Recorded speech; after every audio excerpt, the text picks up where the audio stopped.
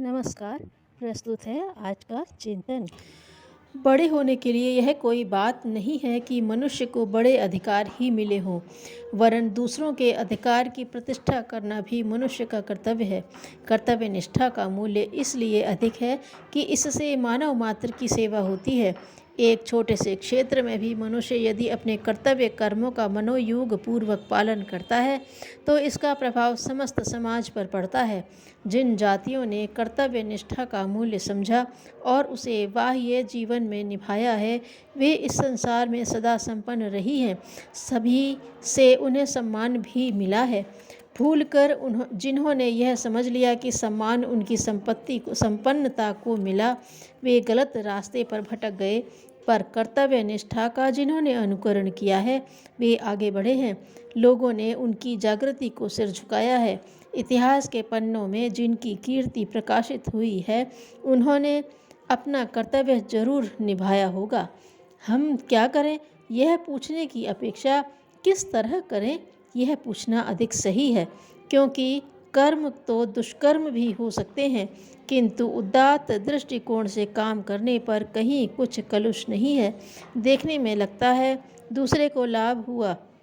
लाभ दूसरे को हुआ, किंतु आध्यात्मिक दृष्टि से कर्तव्य पालन के कारण वस्तुतः मनुष्य का निजी हित ही अधिक होता है।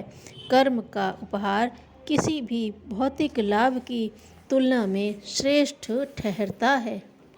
इस धरती के श्रेष्ठ नागरिक बनकर मानवीय कर्तव्यों को पूरा करते हुए हम भूलोकवासी सुर दुर्लभ मानव योनि का प्राणी कहला सकने का गर्व और गौरव अनुभव कर सकते हैं।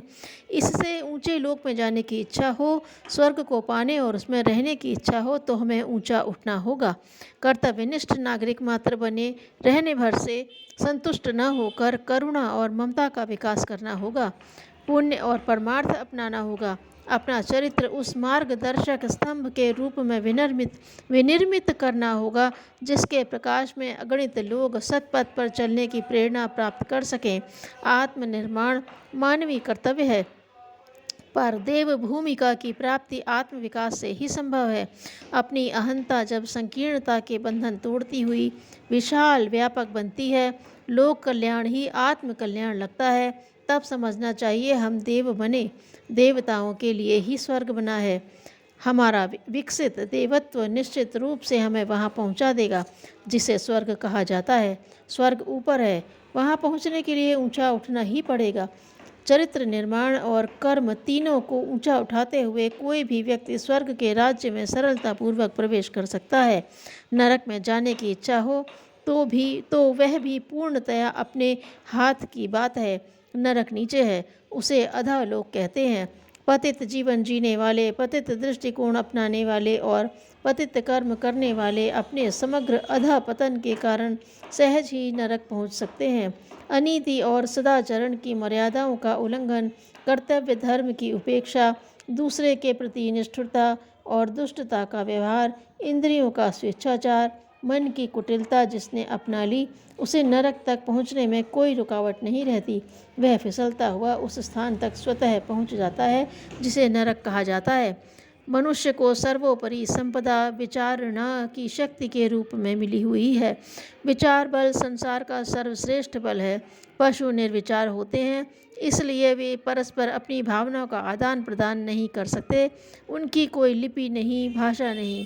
वे अपने प्रति किए जा रहे अत्याचारों का प्रतिवाद भी नहीं कर सकते। इसलिए शारीरिक शक्ति में मनुष्य से अधिक सक्षम होते हुए भी वे पराधीन हैं। विचार शक्ति के अभाव में उनका जीवन क्रम एक बहुत छोटी सीमा में अवरुद्ध बना पड़ा रहता है। विशृंखलित उबड़ खाबड़ धरती को क्रमबद्ध व सुसज्जित रूप देने का श्रेय मनुष्य को है। घर, गांव, शहर आदि की रचना सुविधा और व्यवस्था की दृष्टिकोण से कितनी अनुकूल है। अपनी इच्छाएं, भावनाएं दूसरों से प्रकट करने के लिए भाषा, साहित्य और लिपि की महत्ता किससे छिपी है। आध्यात्मिक अभिव्यक्ति और सांसारिक आह्लाद प्राप्त करने के लिए कला, कौशल, लेखन, प्रकाशन की कितनी सुविधाएं आज उपलब्ध हैं। यह सब मनुष्य की विचार शक्ति का परिणाम है।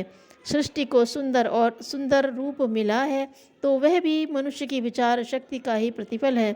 विचारों की विशिष्ट शक्ति का स्वामी होते भी मनुष्य का जीवन निरुद्देश्य दिखाई दे तो इसे दुर्भाग्य ही कहा जाएगा। जिसके कार्यों में कोई सूझ न हो, विशिष्ट आधार न हो, उसे जीवन को पशु जीवन कहें तो इसमें अतिशयोक्ति क्या है। सूर्य प्रतिदिन आसमान में आता है और लोगों को प्रकाश, गर्मी और जीवन देने का अपना लक्ष्य पूरा करता रहता है। वृक्ष, वनस्पति, वायु, जल, समुद्र, नदियाँ सभी किसी न किसी लक्ष्य को लेकर चल रहे हैं। इस संसार में यह व्यवस्था है, तभी तो प्रत्येक वस्तु, प्रत्येक पदार्थ अपनी अवस्था के अनुसार अपने कर्तव्य कर्म पर स्थिर हैं। सोद्देश्य जीवन ही मानवोचित जिया जाने वाला जीवन है। अपने निर्धारण ही उसे ऊंचा उठाते व गिराते हैं।